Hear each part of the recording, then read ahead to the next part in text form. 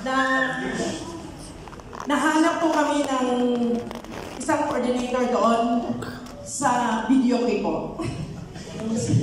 Hindi ko na alam.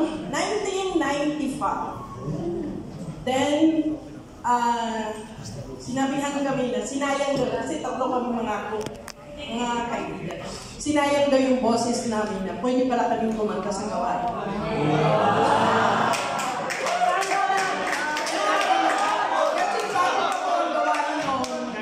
So kami po din ang choir doon hanggang na umalis sa stage yung choir leader namin. Nagiging choir leader din po doon.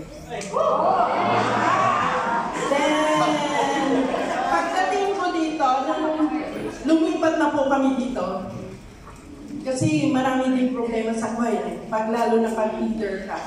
Marami ka talagang ma-encounter pag ang pare, ikaw ang sisihin pag may magkamali ng choir. Ipapatawag ka ng parish priest, lalo na pag yung parish priest ang nag-isa. Kahit walang practice, sumasalang, yun ang kasi ang mahirap. Walang, no salang, no practice, no salang. Pero sumasalang pa rin. Kung pagsabihan mo, ikaw ang kaway. Pag nagkamali, ako naman ang patawag ng parish. So, pagkatapos ko, sabi ko, it's a part of paglilingkod. Hanggang pinadala kami ng Oman, ang Qatar. Ang sarili ko, sabi ko, pag may gawain, hindi po ako magiging worker. Parang hate ko yung worker talaga ng SPW. Kasi na-encounter ko po sa Oman yun. Then, pagka punta ko rito, yun nagkita kami ng Brother Ron. Na pagdating dito, yung si Father Lester, yung balik na yun, na ano yun sa Oman na sign.